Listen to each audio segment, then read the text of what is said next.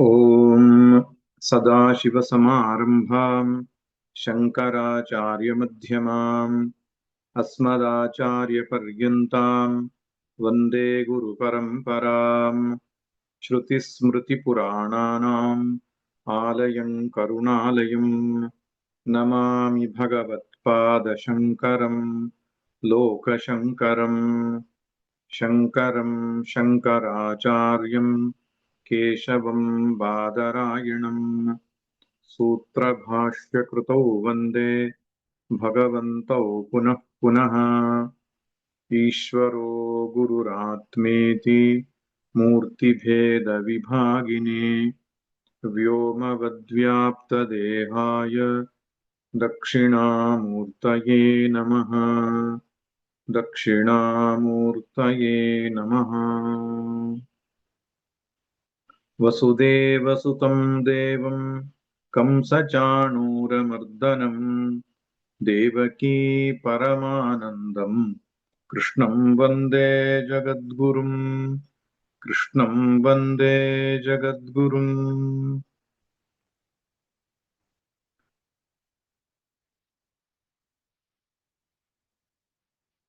ಹತ್ತನೇ ಅಧ್ಯಾಯದ 35ನೆಯ ಶ್ಲೋಕದ ಚಿಂತನೆಯನ್ನು ನಾವು ಮಾಡ್ತಾ ಇದ್ದೇವೆ.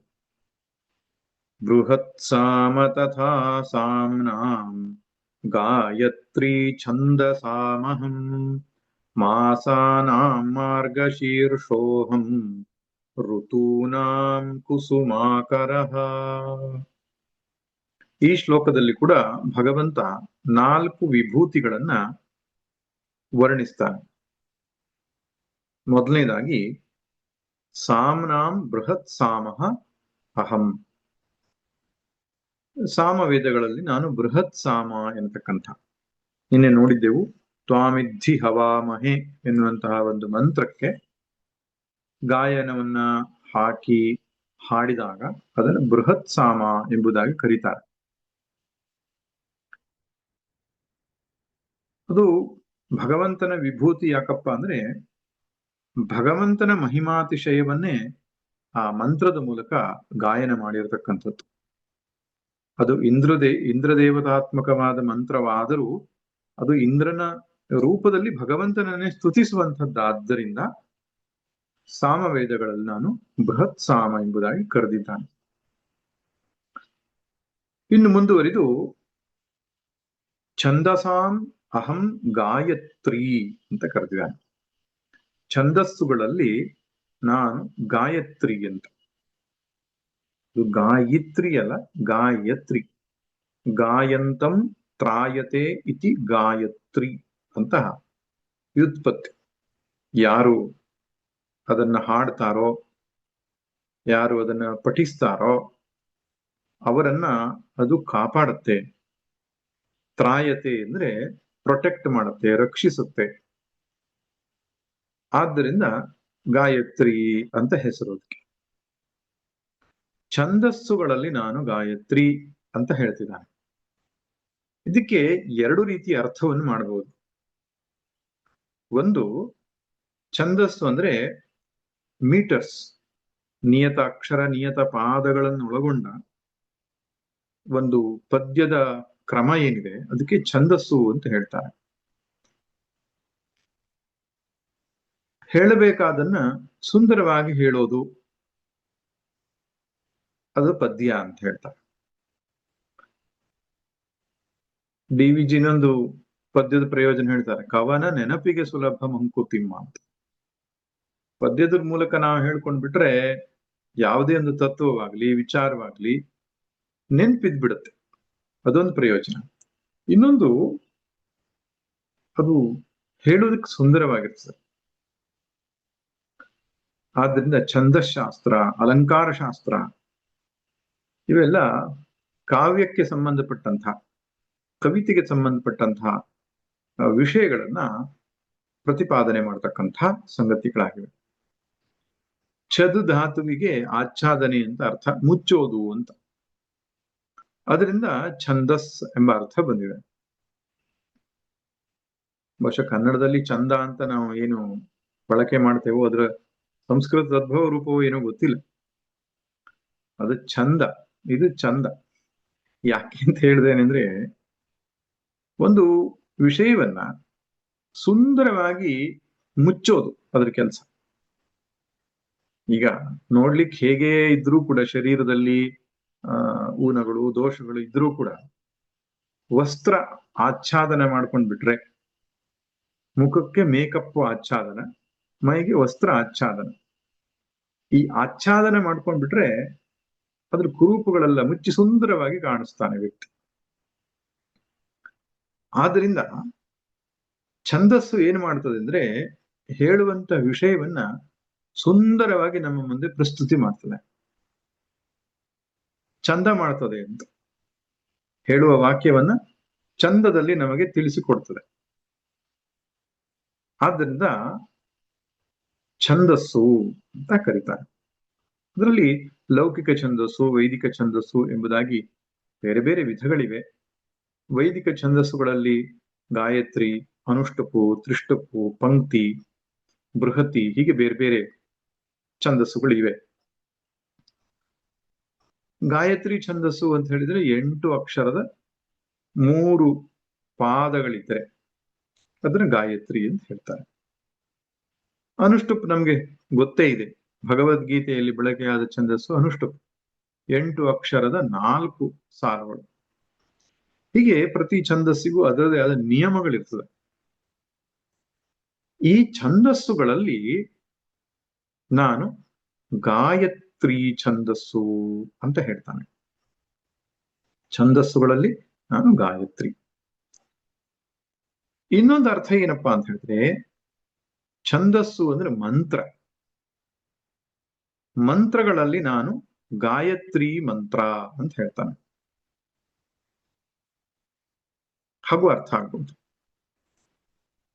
ಮೊದಲನೇದಾಗಿ ಗಾಯತ್ರಿಯನ್ನ ಛಂದಸ್ಸು ಅಂತ ತಿಳ್ಕೊಂಡು ಅರ್ಥ ಮಾಡ್ಕೊಳ್ಳೋದು. ಗಾಯತ್ರಿ ಮಂತ್ರ ಅಂತಾನೆ ಒಂದು ಪ್ರಸಿದ್ಧ ಮಂತ್ರ ಇದೆಯಲ್ಲ, ಈ ಗಾಯತ್ರಿ ಮಂತ್ರಗಳು ತುಂಬಾ ಇವೆ. ವೇದಗಳಲ್ಲಿ ಅನೇಕ ಗಾಯತ್ರಿ ಮಂತ್ರಗಳಿವೆ. ಮೊದಲನೆಯ ಋಗ್ವೇದ ಮೊದಲನೇ ಮಂತ್ರ ಏನಿದೆ, ಅಗ್ನಿಮೀಳೆ ಪುರೋಹಿತಂ ಎನ್ನುವ ಮಂತ್ರವೇ ಗಾಯತ್ರಿ ಛಂದಸ್ಸಿನಿಂದ ಆಗಿರತಕ್ಕಂತಹ ಮಂತ್ರ. ಹಾಗೆ ಅನೇಕ ಮಂತ್ರಗಳಲ್ಲಿ ನಾನು ಛಂದಸ್ಸು ಅಂದ್ರೆ ಮಂತ್ರಗಳು ಎಂಬ ಅರ್ಥ, ಗಾಯತ್ರಿ ಎನ್ನುವಂತಹ ಛಂದಸ್ಸಿನ ಮಂತ್ರವಾಗಿದ್ದೇನೆ ಅಂತ.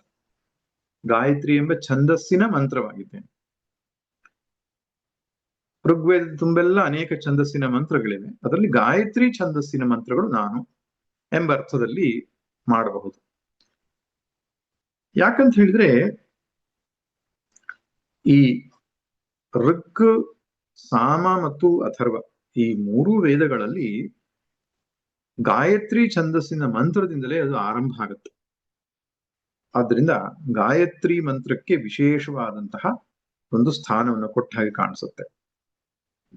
ಅಂದ್ರೆ ನಾನಿಲ್ಲಿ ಹೇಳ್ತಾ ಇರೋದು ಗಾಯತ್ರಿ ಮಂತ್ರ ಅಂತ ಹೇಳಿದ್ರೆ ಈ ಪ್ರಸಿದ್ಧವಾದ ತತ್ಸವಿತೃವರೆಣ್ಯಂ ಅದಲ್ಲ, ಗಾಯತ್ರಿ ಛಂದಸ್ಸಿನಿಂದ ಆರಂಭವಾಗುವಂತಹ ಮಂತ್ರಗಳು. ಆದ್ದರಿಂದ ಅದು ಪ್ರಧಾನ ಎಂಬುದಾಗಿ ಗೊತ್ತಾಗುತ್ತೆ. ಇನ್ನು ಸೋಮಯಾಗಗಳಲ್ಲಿ ತ್ರಿಶ್ರವಣ ಅಂತ ಕರೀತಾರೆ. 3 ಸಮಯಗಳಲ್ಲಿ ಸೋಮಲತೆಯನ್ನು ಜಜ್ಜಿ ಅದರ ರಸವನ್ನ ಅಗ್ನಿಗೆ ಆಹುತಿಯಾಗಿ ಅರ್ಪಿಸಬೇಕಾಗ್ತದೆ. ಅದಕ್ಕೆ ಪ್ರಾತಃ ಸವನ, ಮಾಧ್ಯಂದಿನ ಸವನ ಮತ್ತು ಸಾಯಂ ಸವನ ಅಂತ ಹೇಳ್ತಾರೆ. ತ್ರಿಶ್ರವಣಗಳು.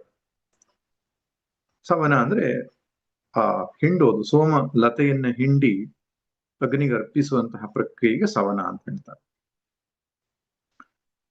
ಈ ಸೋಮಯಾಗದಲ್ಲಿ ಪ್ರಾತಃ ಕಾಲದಲ್ಲಿ ಮಾಡುವಂತಹ ಸವನ ಗಾಯತ್ರಿ ಮಂತ್ರದಿಂದಲೇ ಮಾಡತಕ್ಕಂಥದ್ದಾಗಿದೆ. ಆದ್ದರಿಂದಲೂ ಗಾಯತ್ರಿ ವಿಶೇಷತೆ ನಮ್ಗೆ ಗೊತ್ತಾಗ್ತದೆ. ಇನ್ನೊಂದು ಸಂಗತಿ ಏನಪ್ಪಾ ಅಂತ ಹೇಳಿದ್ರೆ, ಈ ಮಹಾನಾರಾಯಣ ಉಪನಿಷತ್ನಲ್ಲಿ ಅನೇಕ ದೇವತೆಗಳನ್ನ ಗಾಯತ್ರಿ ಮಂತ್ರದಿಂದ ಸ್ತುತಿಸಿದ್ದು ಕಾಣಿಸುತ್ತೆ. ರುದ್ರನನ್ನ, ವಿಷ್ಣುವನ್ನ, ದುರ್ಗೆಯನ್ನ, ಹಾಗೆ ಲಕ್ಷ್ಮಿಯನ್ನ, ನರಸಿಂಹನನ್ನ, ಗಣಪತಿಯನ್ನ, ಗರುಡನನ್ನ, ಹೀಗೆ ಬೇರೆ ಬೇರೆ ದೇವತೆಗಳನ್ನ ವಿದ್ಮಹೇ ಧೀಮಹಿ ಪ್ರಚೋದಯಾತ್ ಎನ್ನುವ ರೂಪದ ಒಂದು ಗಾಯತ್ರಿ ಛಂದಸ್ಸಿನಲ್ಲಿ ಸ್ತುತಿಸಿರುವುದು ಕಾಣಿಸ್ತದೆ. ಅದು ಆಯಾ ಗಾಯತ್ರಿ ಅಂತಾನೆ ಕರೀತಾರೆ. ವಿಷ್ಣು ಗಾಯತ್ರಿ, ರುದ್ರ ಗಾಯತ್ರಿ, ತತ್ಪುರುಷಾಯ ವಿದ್ಮಹೇ ಮಹಾದೇವಾಯ ಧೀಮಹಿ ತನ್ನೋ ರುದ್ರ ಪ್ರಚೋದಯಾತ್. ರುದ್ರ ಗಾಯತ್ರಿ ಅಂತ ಕರೀತಾರೆ. ಏಕದಂತಾಯ ವಿದ್ಮಹೇ ವಕ್ರತುಂಡಾಯ ಧೀಮಹಿ ತನ್ನೋ ದಂತಿ ಪ್ರಚೋದಯಾತ್. ಇದು ಗಣೇಶ ಗಾಯತ್ರಿ, ಗಣಪತಿಯ ಗಾಯತ್ರಿ. ನಾರಾಯಣಾಯ ವಿದ್ಮಹೇ ವಾಸುದೇವಾಯ ಧೀಮಹಿ ತನ್ನೋ ವಿಷ್ಣು ಪ್ರಚೋದಯಾತ್. ಇದು ವಿಷ್ಣುವಿನ ಗಾಯತ್ರಿ. ಹಾಗೆ ಬೇರೆ ಬೇರೆ ದೇವತೆಗಳು ಇದೆ. ಮಹಾಲಕ್ಷ್ಮೀ ಚ ವಿದ್ಮಹೇ ವಿಷ್ಣು ಪತ್ನಿ ಚ ಧೀಮಹಿ ತನ್ನೋ ಲಕ್ಷ್ಮೀ ಪ್ರಚೋದಯಾತ್. ಕಾತ್ಯಾಯನಾಯ ವಿದ್ಮಹೇ ಕನ್ಯಾಕುಮಾರಿ ಧೀಮಹಿ ತನ್ನೋ ದುರ್ಗಿ ಪ್ರಚೋದಯಾತ್. ಹೀಗೆ ಎಲ್ಲ ಮುಖ್ಯವಾದಂತಹ ದೇವತಾ ಸ್ವರೂಪಗಳೇನಿದೆ ಅವುಗಳನ್ನು ಗಾಯತ್ರಿ ಮಂತ್ರದಿಂದಲೇ ಸ್ತುತಿಸಿರುವುದು ಕಾಣಿಸುತ್ತೆ. ಆದ್ದರಿಂದ ಗಾಯತ್ರಿ ಛಂದಸ್ಸಿಗೆ ವೇದಗಳಲ್ಲಿ ಪ್ರಾಧಾನ್ಯತೆ ಇರತಕ್ಕಂಥದ್ದು ನಮಗೆ ಕಂಡು ಬರ್ತದೆ. ಇದೊಂದು ಸಂಗತಿ. ಇನ್ನೊಂದು, ಗಾಯತ್ರಿ ಮಂತ್ರ ಅಂತಾನೆ ಪ್ರಸಿದ್ಧವಾಗಿದೆಯಲ್ಲ, ಓಂ ತತ್ಸವಿತೃವರೆಣ್ಯಂ ಅನ್ನುವಂಥದ್ದು. ಅದನ್ನ ಭಗವಂತ ಇಲ್ಲಿ ವಿಭೂತಿ ಅಂತ ಹೇಳ್ತಾ ಇದ್ದಾನೆ ಅಂತ ತೆಗೆದುಕೊಂಡ್ರೂ ದೋಷ ಇಲ್ಲ. ಯಾಕಂದ್ರೆ ಇಡೀ ವೇದಗಳ ಸಾರಭೂತವಾದದ್ದು ಗಾಯತ್ರಿ ಮಂತ್ರ. ಅದಕ್ಕೆ ಸಾವಿತ್ರಿ ಮಂತ್ರ ಅಂತ ಕರಿಬೇಕು.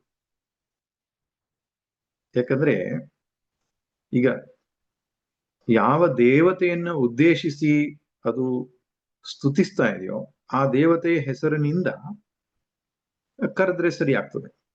ಯಾಕಂದ್ರೆ ಗಾಯತ್ರಿ ಅನ್ನೋದು ಒಂದು ಛಂದಸ್ಸು. ಆ ಛಂದಸ್ಸಿನಲ್ಲಿ ಅನೇಕ ದೇವತೆಗಳನ್ನು ಸ್ತುತಿಸಿದ್ದಾರೆ. ಆದರೆ ಈ ತತ್ಸವಿತೃವರೆಣ್ಯಂ ಎಂಬಂತಹ ಏನ್ ಮಂತ್ರ ಇದೆ, ಅದು ಸವಿತೃದೇವನ ಕುರಿತಾದಂತಹ ಮಂತ್ರ. ಅಲ್ಲಿ ಸ್ತುತಿಸಿದ್ದು ಯಾರನ್ನ? ಸವಿತೃ ದೇವತೆಯನ್ನ. ತತ್ ಸವಿತುಹು ಅಂತ ಬರುತ್ತಲ್ಲ. ಆ ಸವಿತೃ ದೇವತೆ ಯಾರಪ್ಪ ಅಂದ್ರೆ ಒಂದು ಅರ್ಥದಲ್ಲಿ ಸೂರ್ಯ ಭಗವಂತ.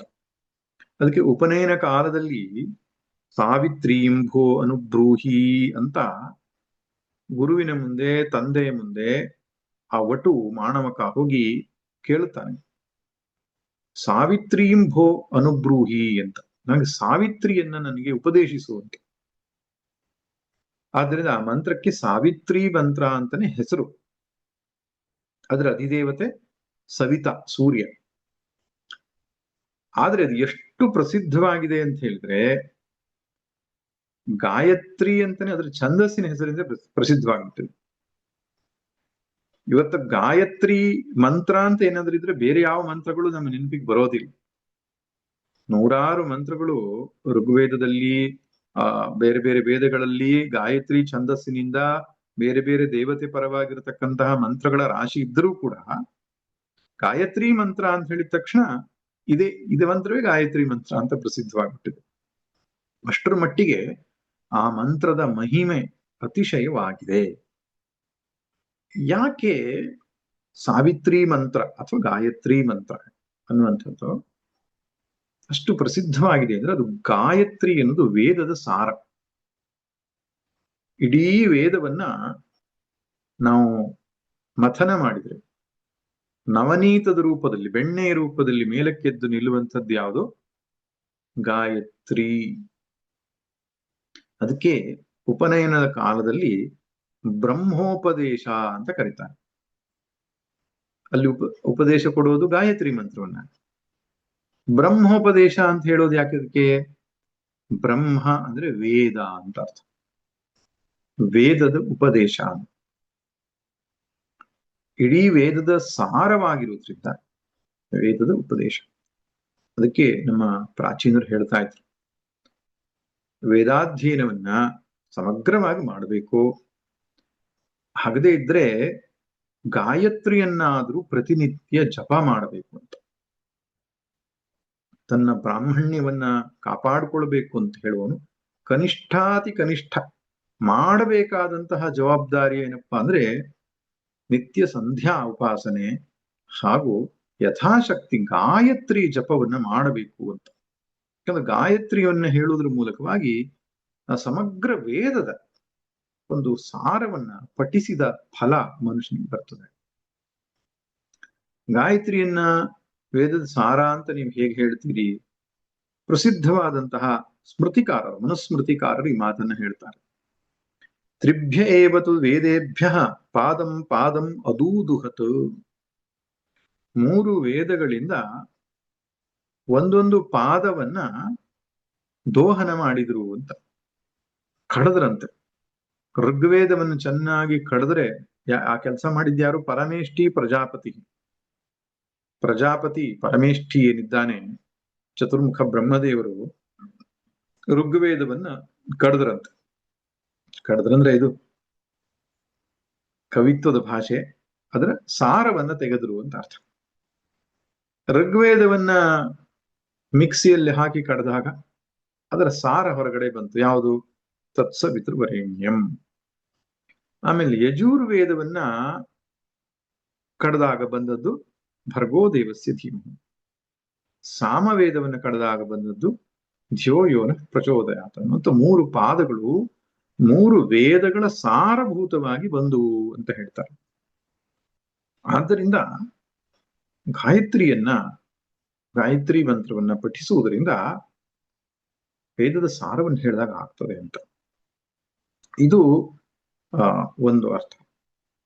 ಆದ್ದರಿಂದ ಹಿರಿಯರೊಬ್ಬರು ಹೇಳ್ತಾ ಇದ್ರು, ಗಾಯತ್ರಿ ಮಂತ್ರ ಅಷ್ಟೇ ಅಲ್ಲ, ಭೂರ್ಭುವ ಸ್ವಃ ಮತ್ತು ಈ ಪ್ರಣವದಲ್ಲಿರುವ ಅಕಾರ ಉಕಾರ ಮಕಾರ ಇದು ವಿಸ್ತಾರವಾದ್ರೆ ಭೂರ್ಭುವ ಸ್ವಃ ಅನ್ನುವ ವ್ಯಾಹೃತಿ ತ್ರಯಗಳಾಗುತ್ತೆ.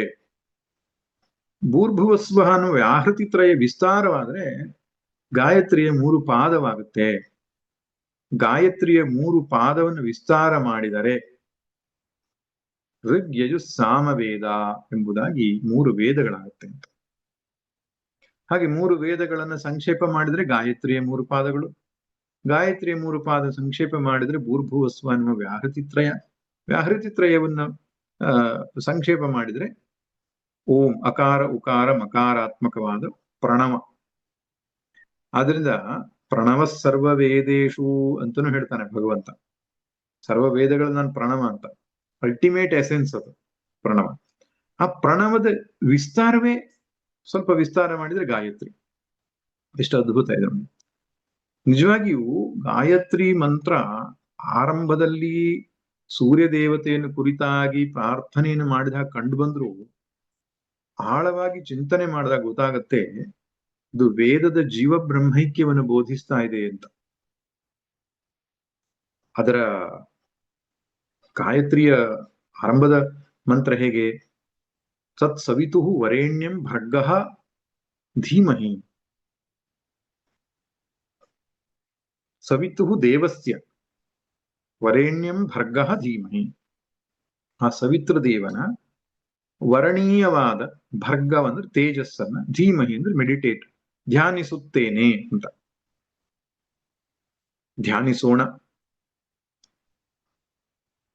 ಸವಿತೃದೇವನ, ಸೂರ್ಯ ದೇವನ, ಸವಿತ್ರ ಅಂದ್ರೆ ಸೂರ್ಯ ಅಂತ ತೆಗೆದುಕೊಂಡ್ರೆ, ದೇವನ ಅಂದ್ರೆ ದಿವ್ಯತೆ ಇತಿ ದೇವ, ಪ್ರಕಾಶಮಾನವಾದವನು ಅಂತ.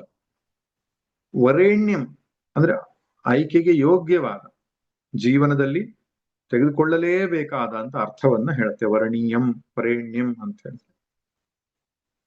ವರ್ಣಕ್ಕೆ ಯೋಗ್ಯವಾದದ್ದು ವರೇಣ್ಯ ಅಥವಾ ವರಣೀಯ. ವರ ಅಂದ್ರೆ ಆಯ್ಕೆಗೆ ಯೋಗ್ಯವಾದದ್ದು. ಭರ್ಗ ಯಾವುದಪ್ಪ ಅಂದ್ರೆ ಅವನ ತೇಜಸ್ಸು, ಅವನ ಪ್ರಕಾಶ, ಅದನ್ನ ಧ್ಯಾನಿಸೋಣ. ಧಿಯಃ ನಃ ಧಿಯಃ ಯಃ ಪ್ರಚೋದಯಾತ್. ಯಃ ನಃ ಧಿಯಃ ಪ್ರಚೋದಯಾತ್. ಹೀಗೊಂದು ಅರ್ಥ ಇದೆ.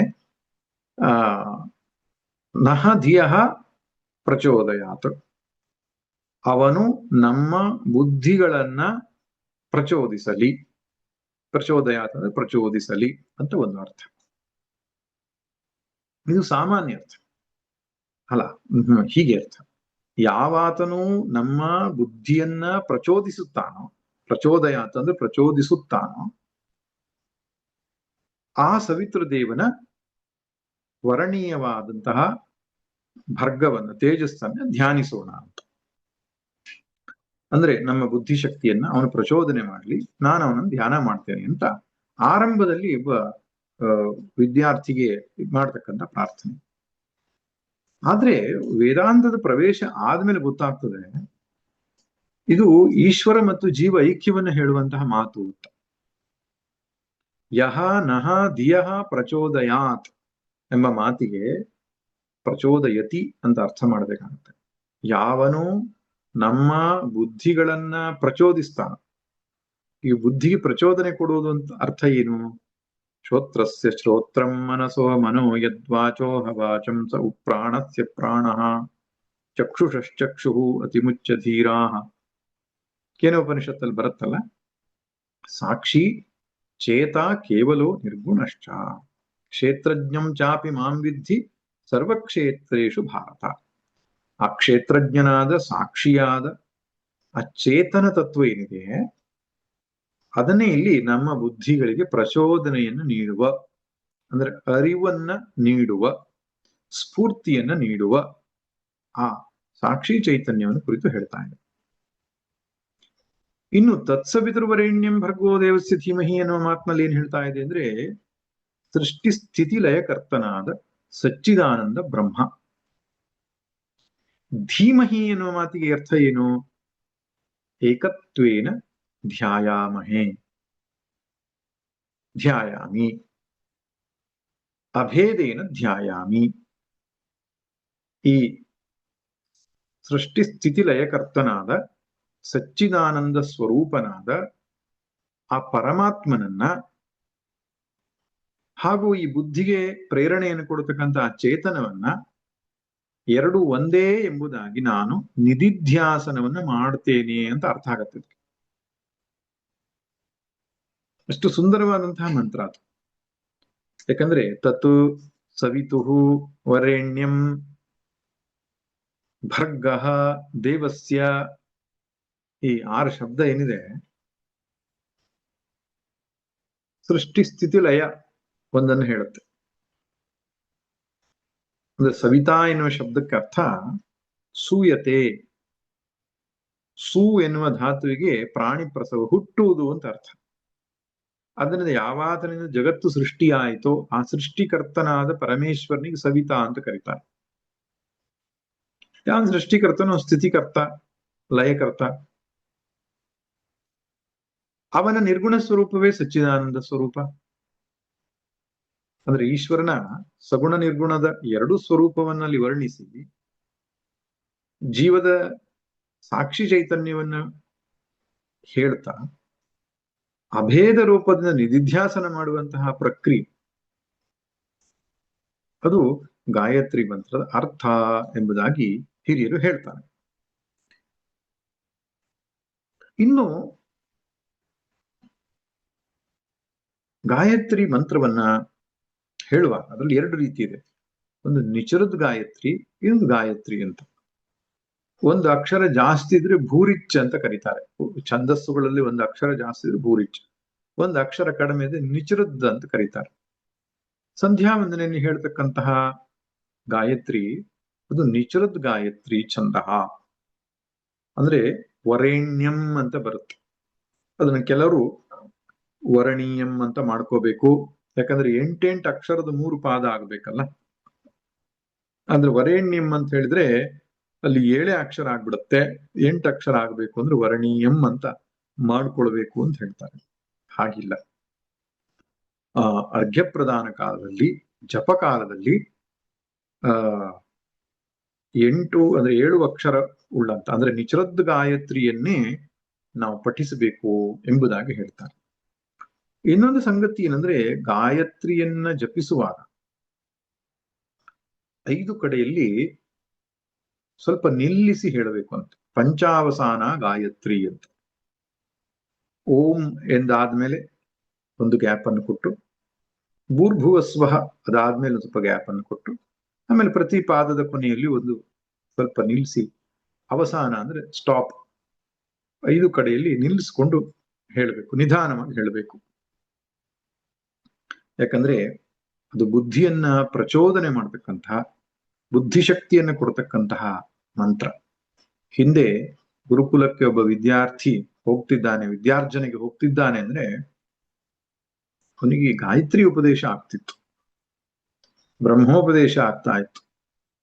ನಿತ್ಯವೂ ಕೂಡ 3 ಕಾಲದಲ್ಲಿ ಅವನು ಸಂಧ್ಯಾವಂದನೆಯನ್ನು ಮಾಡಿ ಗಾಯತ್ರಿಯನ್ನ ಜಪಿಸಬೇಕಾಗಿತ್ತು. ಅದರಿಂದ ಬುದ್ಧಿ ಅತ್ಯಂತ ಚುರುಕಾಗ್ತಾ ಇತ್ತು. ಇವತ್ತು ನಾವು ನೋಡ್ತಾ ಇದ್ದೇವೆ, ಉಪನಯನಾದಿಗಳನ್ನ ಮಾಡ್ತಾರೆ, ಆದ್ರೆ ಸಂಧ್ಯಾವಂದನೆ, ಉಪನಯನಕ್ಕೆ ಮಾಡುವಷ್ಟು ಖರ್ಚು ಮಗನಿಗೆ ಸಂಧ್ಯಾವಂದನೆಯನ್ನು ಕಲಿಸಿಕೊಟ್ಟು ಅವನ ಮಾಡುವಾಗ ಪ್ರೇರೇಪಣೆ ಮಾಡಿದ್ರೆ ಒಳ್ಳೇದಾಗ್ತಿತ್ತು. ಆದ್ರೆ ಬಹಳ ಸಡಗರದಿಂದ ಇನ್ನೊಂದು ವಿವಾಹವೇನೋ ಎನ್ನುವ ರೀತಿಯಲ್ಲಿ ಉಪನಯನ ಮಹೋತ್ಸವವನ್ನ ಮಾಡ್ತಾರೆ. ತದನಂತರ ಸಂಧ್ಯಾವಂದನೆಯನ್ನ ಕೈ ಬಿಡ್ತಾರೆ ಮಕ್ಕಳು. ಇದಕ್ಕೆ ಕಾರಣ ಏನಂದ್ರೆ ತಂದೆ ತಾಯಿಗಳು ಪ್ರೇರಣೆಯನ್ನು ನೀಡಬೇಕು. ಜಗದ್ಗುರುಗಳೊಮ್ಮೆ ಮಾತಾಡ್ತಾ ಹೇಳ್ತಾ ಇದ್ರು, ತಾಯಿಯ ಜವಾಬ್ದಾರಿ ದೊಡ್ಡದು ಅಂತ. ತಾಯಿ ಕಠಿಣವಾಗಿ ನಿಂತ್ರೆ ಸಂಧ್ಯಾವಂದನೆ ಮಾಡಲೇಬೇಕು ಅಂತ ಆಕೆ ಸಂಕಲ್ಪ, ಮಗ ಮಾಡ್ತಾನೆ. ತಂದೆಯೂ ಕೂಡ ತಾನು ಮಾದರಿಯಾಗಿ ನಿಂತುಕೊಂಡು ಸಂಧ್ಯಾ ಜಪ ಮುಂತಾದವುಗಳನ್ನು ಮಾಡಿದರೆ ಮಕ್ಕಳು ಅದನ್ನು ಅನುಸರಿಸ್ತಾರೆ. ಅದರಿಂದ ಅವರಿಗೆ ಶ್ರೇಯಸ್ಸಾಗ್ತದೆ. ಅಷ್ಟೇ ಅಲ್ಲ, ಸಮಾಜಕ್ಕೆ ಶ್ರೇಯಸ್ಸಾಗ್ತದೆ. ನೋಡಿ, ನಮ್ಮ ವೇದ ಮಂತ್ರಗಳು ಎಷ್ಟು ಅದ್ಭುತವಾಗಿದೆ ಅಂದ್ರೆ, ಧಿಯೋ ಯೋ ನಃ ಪ್ರಚೋದಯಾತು ಅಂತ. ನಹ ಎನ್ನುವ ಶಬ್ದಕ್ಕೆ ಅರ್ಥ ನಮಗೆ, ನಮ್ಮ ಬುದ್ಧಿಯನ್ನು ಪ್ರಚೋದಿಸಲಿ, ನಮ್ಮೆಲ್ಲರ ಬುದ್ಧಿಯನ್ನು ಪ್ರಚೋದಿಸಲಿ. ಹಾಗೆ ಧ್ಯಾನ ಮಾಡೋಣ, ನಮ್ಮ ಬುದ್ಧಿಯನ್ನು ಪ್ರಚೋದಿಸಲಿ. ಹೀಗೆಂಬುದಾಗಿ ಬಹುವಚನ ಪ್ರಯೋಗ ಏನಿದೆ, ಇಡೀ ಸಮಾಜದ ಕಲ್ಯಾಣವನ್ನೇ ಕುರಿತಾದದ್ದು. ವೈಯಕ್ತಿಕ ಕಲ್ಯಾಣವೂ ಆಗ್ತದೆ, ಸಮಾಜದ ಹಿತವೂ ಆಗುತ್ತೆ. ಅಂತಹ ಒಂದು ಪದ್ಧತಿ, ಅಂತಹ ಒಂದು ಸಂಸ್ಕೃತಿ ಇದು. ಆದ್ದರಿಂದ ಇದನ್ನು ರಕ್ಷಿಸುವುದು ನಮ್ಮೆಲ್ಲರ ಜವಾಬ್ದಾರಿಯಾಗಿದೆ. ನಾವೇನು ಲೌಕಿಕ ಶಿಕ್ಷಣಕ್ಕೆ ಎಷ್ಟು ಬೆಲೆ ಕೊಡ್ತಿದ್ದೇವೆ, ಎಷ್ಟು ಮಹತ್ವ ಕೊಡ್ತಿದ್ದೇವೆ, ಅದರೊಟ್ಟಿಗೆ ನಾನು ಅದನ್ನು ಬಿಡಬೇಕು ಅಂತ ಹೇಳಲ್ಲ. ವೈದಿಕ ಶಿಕ್ಷಣ ಮತ್ತು ಸಂಸ್ಕೃತ, ಇದನ್ನ ನಾವು ನಮ್ಮ ಮುಂದಿನ ತಲೆಮಾರಿಗೆ ಕೊಡ್ಲೇಬೇಕಾಗಿದೆ. ಇದಲ್ದಿದ್ರೆ ಅತ್ಯಂತ ಪ್ರಾಚೀನವಾದ, ಶ್ರೀಮಂತವಾದ, ಜಗತ್ ಕಲ್ಯಾಣಕಾರಿಯಾದ ಒಂದು ಸುಸಂಸ್ಕೃತ ವೈದಿಕ ಸಂಸ್ಕೃತಿ ಇದು ಕ್ಷೀಣವಾದರೆ ಜಗತ್ತಿಗೆ ದೊಡ್ಡ ನಷ್ಟ ಅಂತ. ವೈದಿಕ ಜೀವನ ಶೈಲಿ, ವೈದಿಕ ಜ್ಞಾನ ಭಂಡಾರ, ಇದು ಜಗತ್ ಕಲ್ಯಾಣಕ್ಕಾಗಿ ಇರತಕ್ಕಂತಹ ವಿಷಯ. ನಾವು ಪ್ರತಿಯೊಬ್ಬ ವೈದಿಕ ಸನಾತನ ಹಿಂದೂ ಧರ್ಮೀಯನು ಕೂಡ ಇದಕ್ಕೆ ಏನು ಮಾಡಬಹುದು ಅಂತ ಯೋಚನೆ ಮಾಡಬೇಕು. ಕನಿಷ್ಠ ಪಕ್ಷ ನಿತ್ಯ ಸಂಧ್ಯಾವಂದನೆ, ನಮ್ಮ ಮುಂದಿನ ತಲೆಮಾರು, ಮತ್ತೆ ಅಗತ್ಯವಾದಂತಹ ವೇದ ಮಂತ್ರಗಳ ಅಧ್ಯಯನ, ಸಾಧ್ಯವಾದಷ್ಟು ಸಂಸ್ಕೃತದ ಪರಿಚಯ, ಇಷ್ಟನ್ನ ಮಾಡಿದರೆ ಒಂದು ಮುಂದಿನ ತಲೆಮಾರಿಗೆ ಇದು ಸಹಾಯ ಆದೀತು ಅಂತ ಒಂದು ಭಾವನೆ, ಸಂದರ್ಭ ಬಂತು ಅಂತ ಹೇಳಿದೆ.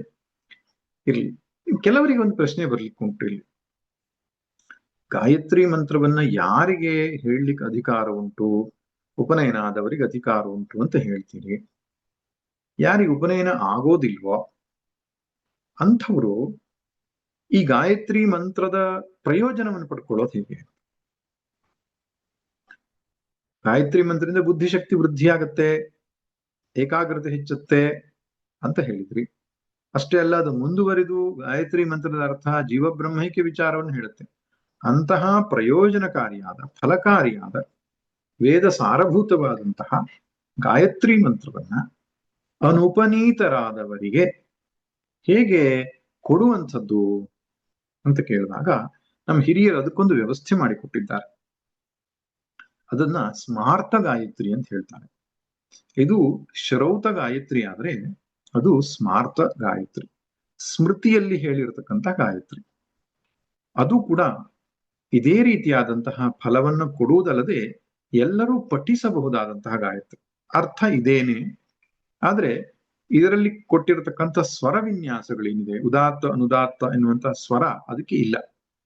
ಇದು ಗಾಯತ್ರಿ ಛಂದಸ್ನಲ್ಲಿದೆ, ಅದು ಅನುಷ್ಠುಪ್ ಛಂದಸ್ನಲ್ಲಿದೆ ಅನ್ನೋ ವ್ಯತ್ಯಾಸ ಬಿಟ್ರೆ ಅರ್ಥ ಇದನ್ನೇ ಹೋಲುವಂತಹ, ಇದೇ ಫಲವನ್ನ ಕೊಡತಕ್ಕಂತಹ ಗಾಯತ್ರಿಯನ್ನ ಸರ್ವೇ ಸಾಮಾನ್ಯವಾಗಿ ಎಲ್ಲರೂ ಪಠಿಸಬಹುದಾಗಿದೆ. ಅದ್ಯಾವುದು? ಯೋದೇವ ಸವಿತಾಸ್ಮಾಕಂ ಧಿಯೋ ಧರ್ಮಾದಿ ಗೋಚರಾಹ ಪ್ರೇರಯೇತ್ ತಸ್ಯ ಯದ್ಭರ್ಗಃ ತದ್ವರೆಣ್ಯ ಉಪಾಸ್ಮಹಿ ಅಂತ. ಯೋದೇವ ಸವಿತಾಸ್ಮಾಕಂ ಧಿಯೋ ಧರ್ಮಾದಿ ಗೋಚರಾಹ, ನಮ್ಮ ಬುದ್ಧಿಯನ್ನು ಪ್ರಚೋದಿಸುವಂತಹ ಸವಿತೃದೇವನು, ಪ್ರೇರಯೇತ್ ನಮ್ಮ ಬುದ್ಧಿಯನ್ನು ಪ್ರಚೋದಿಸಲಿ, ಆ ಭರ್ಗವನ್ನ, ವರೇಣ್ಯವಾದ ಭರ್ಗವನ್ನು ನಾನು ಉಪಾಸ್ಮಹೆ ಧ್ಯಾನ ಮಾಡ್ತೇನೆ ಅಂತ ಅರ್ಥವನ್ನು ಕೊಡುತ್ತೆ. ಒಟ್ಟಿನಲ್ಲಿ ಜಗತ್ತಿನ ಹಿತಕ್ಕಾಗಿ ವೇದ ಕೊಟ್ಟಂತಹ ಶ್ರೇಷ್ಠವಾದಂತಹ ಮಂತ್ರ. ವೇದದಲ್ಲಿ ಮೂಲತಃ ತತ್ಸವಿತೃವರೇಣ್ಯಂ ಅಷ್ಟೇ ಇದೆ. ವಿಶ್ವಾಮಿತ್ರ ಋಷಿಗಳು ಅದಕ್ಕೆ ಓಂಕ ಪ್ರಣವವನ್ನ ಮತ್ತು ವ್ಯಾಹೃತಿಯನ್ನ ಸೇರಿಸಿದ್ರು ಅದ್ರ ಜೊತೆಗೆ. ಅದು ವಿಶ್ವಾಮಿತ್ರ ಋಷಿಯ ದರ್ಶನ ಎಂಬುದಾಗಿ ಹೇಳ್ತಾರೆ. ಗಾಯತ್ರಿ ಮಂತ್ರದ ಋಷಿ ಯಾರು? ವಿಶ್ವಾಮಿತ್ರ ಋಷಿ, ಸವಿತಾ ದೇವತಾ ಅಂತ ಹೇಳ್ತಾರೆ. ಸವಿತ್ರ ದೇವತೆ ವಿಶ್ವಾಮಿತ್ರ ಋಷಿ. ವಿಶ್ವಾಮಿತ್ರ ಮಂಡಲದಲ್ಲಿಯೇ ಬರತಕ್ಕಂಥದ್ದು ಗಾಯತ್ರಿ ಕೂಡ ಋಗ್ವೇದದಲ್ಲಿ. ಆದ್ರೆ ಇಲ್ಲಿ ನಿತ್ಯ ಸಂಧ್ಯಾವಂದನೆಯಲ್ಲಿ ಪಠಿಸ್ತಕ್ಕಂತಹ ಗಾಯತ್ರಿ ಏನಿದೆ ಅದು ವಿಶ್ವಾಮಿತ್ರರು ವಿಶೇಷವಾಗಿ ತಪಸ್ಸಿನಿಂದ ಕಂಡುಕೊಂಡು ಜಗತ್ತಿನ ಕಲ್ಯಾಣಕ್ಕಾಗಿ ಕೊಟ್ಟಂತಹ ಮಂತ್ರವಾಗಿದೆ ಎಂಬುದು ಛಂದಸಾಂ ಗಾಯತ್ರಿ ಛಂದಸಾಮಹಂ. ಮುಂದಕ್ಕೆ ಹೋಗೋಣ. ಮಾಸಾನಾಂ ಮಾರ್ಗಶೀರ್ಷೋಹಂ, ನಾನು ಮಾಸಗಳಲ್ಲಿ ಮಾರ್ಗಶೀರ್ಷ ಮಾಸ ಅಂತ ಹೇಳ್ತಾನೆ ಭಗವಂತ. ಮಾರ್ಗಶೀರ್ಷ ಮಾಸ ಸಾಮಾನ್ಯವಾಗಿ ಡಿಸೆಂಬರ್ 15ರಿಂದ ಜನವರಿ 15ರವರೆಗೆ ಬರತಕ್ಕಂತಹ, ಅದೇ ಸಮಯಕ್ಕೆ ಸೌರಮಾನ ಲೆಕ್ಕದಲ್ಲಿ ಬರುವಂತಹ ಧನುರ್ಮಾಸ ಅಂತ ಬರ್ತದೆ. ಇದು ಮಾರ್ಗಶಿರ ಮಾಸ ಅಥವಾ ಮಾರ್ಗಶೀರ್ಷ ಮಾಸ ಅನ್ನೋದು ಚಾಂದ್ರಮಾನದ ಲೆಕ್ಕಾಚಾರ, ಚಂದ್ರನ ಚಲಿಸುವಂತಹ ದೃಷ್ಟಿಯಿಂದ ಮಾಡುವ ಲೆಕ್ಕಾಚಾರ. ಇನ್ನೊಂದು ಸೂರ್ಯನ ಚಲನೆಯಿಂದ ಮಾಡುವಂಥದ್ದು ಮೇಷ, ವೃಷಭ, ಮಿಥುನ, ಕರ್ಕ ಈ ಮುಂತಾದಂತ ಹೇಳ್ತಾರೆ. ಅದು 12 ಇದೆ. ಅದರಲ್ಲಿ ಸಾಮಾನ್ಯವಾಗಿ ಅದು ಆ ಸಂದರ್ಭದಲ್ಲಿ ಧನುರ್ಮಾಸ ಅಂತ ಕರೀತಾರೆ. ಡಿಸೆಂಬರ್ 15ರಿಂದ ಜನವರಿ 15ರ ಆ ಸಂದರ್ಭದಲ್ಲಿ ಹೆಚ್ಚು ಕಡಿಮೆ. ಅದಕ್ಕೆ ಮಾರ್ಗಶೀರ್ಷ ಮಾಸ ಅಂತ ಯಾಕೆ ಬಂತು ಅಂದ್ರೆ, ಆ ಸಮಯದಲ್ಲಿ ಚಂದ್ರನು ಆ ಹುಣ್ಣಿಮೆಯ ಸಂದರ್ಭದಲ್ಲಿ ಮೃಗಶಿರ ನಕ್ಷತ್ರದಲ್ಲಿ ಇರ್ತಾನೆ. ಆ ಮಾರ್ಗಶಿರ ಮಾಸದ ಹುಣ್ಣಿಮೆಯ ದಿನ ಚಂದ್ರನು ಮೃಗಶಿರ ನಕ್ಷತ್ರದೊಟ್ಟಿಗೆ ಇರೋದರಿಂದ ಅದಕ್ಕೆ ಮಾರ್ಗಶೀರ್ಷ ಎಂಬ ಹೆಸರು ಬಂತು. ಹಾಗೆ ಪ್ರತಿ ಏನ್ ನಮ್ಮ ಚಾಂದ್ರಮಾನದ ಮಾಸಗಳ ಹೆಸರು ಹಾಗೆ ಬರೋದು. ಚೈತ್ರ, ವೈಶಾಖ, ಜ್ಯೇಷ್ಠ, ಆಷಾಢ ಮುಂತಾದ ಹೆಸರುಗಳೆಲ್ಲ ಚಿತ್ರಾ ನಕ್ಷತ್ರದೊಟ್ಟಿಗೆ ಅವನ ಹುಣ್ಣಿಮೆ ದಿನ ಇದ್ರೆ ಅದು ಚೈತ್ರ ಮಾಸ, ವಿಶಾಖ ನಕ್ಷತ್ರದೊಟ್ಟಿಗಿದ್ರೆ ವೈಶಾಖ ಮಾಸ. ಹೀಗೆ ನಮ್ಮ ಪ್ರಾಚೀನರು ಹೆಸರಿಡುವಾಗಲೂ ಕೂಡ ಅದರಲ್ಲಿ ಒಂದು ಪ್ರಾಕೃತಿಕವಾದಂತಹ ಬದಲಾವಣೆ, ಒಂದು ವಿಶೇಷತೆಯನ್ನ ಗಮನದಲ್ಲಿ ಇಟ್ಟುಕೊಂಡು ಹೆಸರನ್ನು ಇಡುವಂಥದ್ದು ಕಾಣುತ್ತದೆ.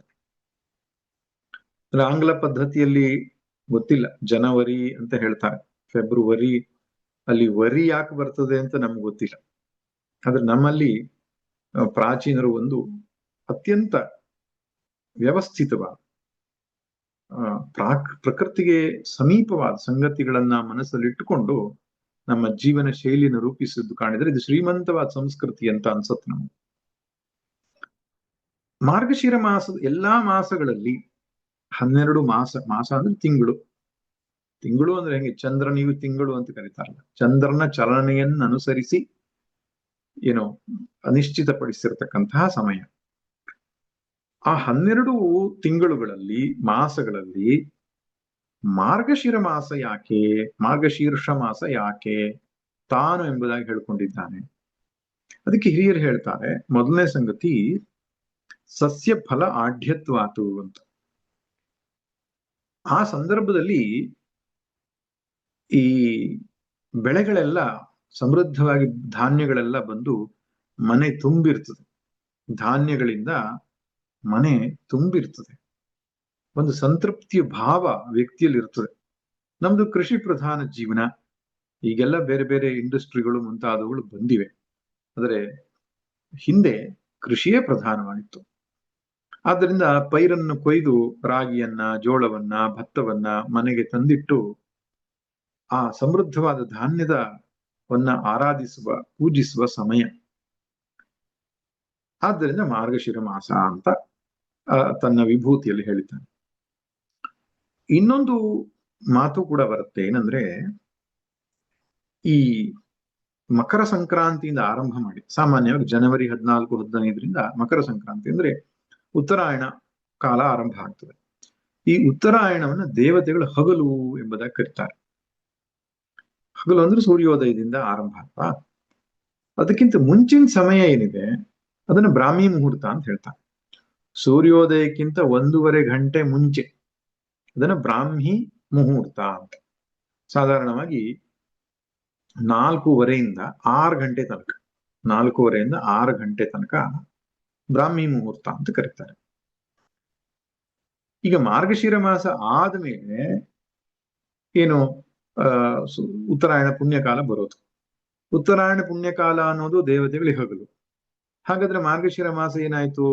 ಅವರ ಬ್ರಾಹ್ಮಿ ಮುಹೂರ್ತ ಆಯ್ತು, ದೇವತೆಗಳ ಬ್ರಾಹ್ಮಿ ಮುಹೂರ್ತ. ಆದ್ರಿಂದ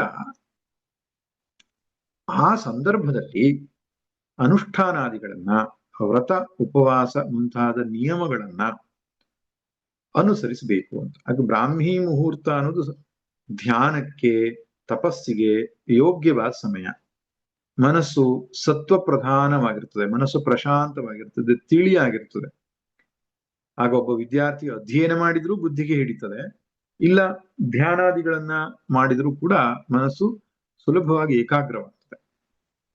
ಆದ್ರಿಂದ ಆ ಸಮಯದಲ್ಲಿ ಹೆಚ್ಚು ಅನುಷ್ಠಾನಗಳನ್ನು ಮಾಡಬೇಕು ಅಂತ.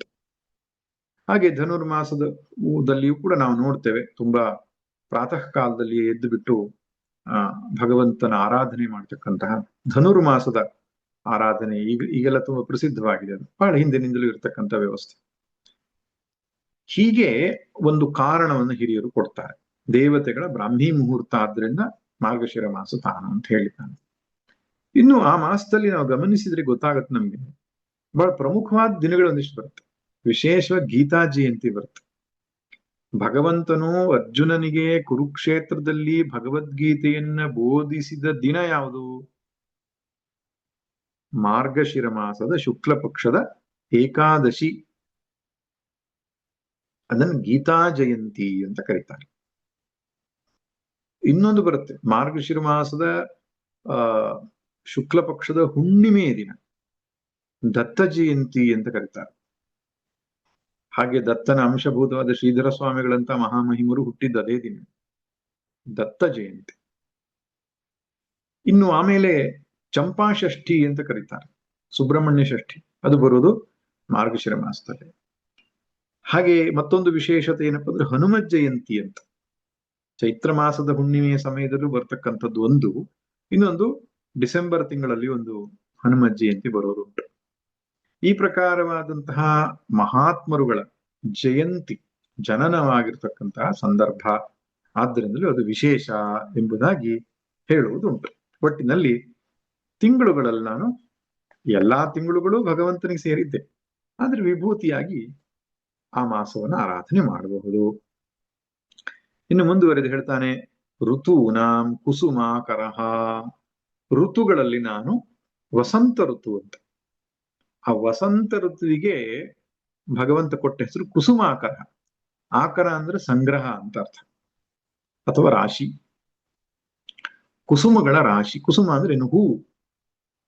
ಹೂಗಳು ಹೇರಳವಾಗಿ ಬಿಟ್ಟು ಪ್ರಕೃತಿಯಲ್ಲಿ ಚಿಗುರುಗಳು ಬಂದು ಪ್ರಕೃತಿ ನಳನಳಿಸ್ತಾ ಇರತಕ್ಕಂತಹ ಸಮಯ.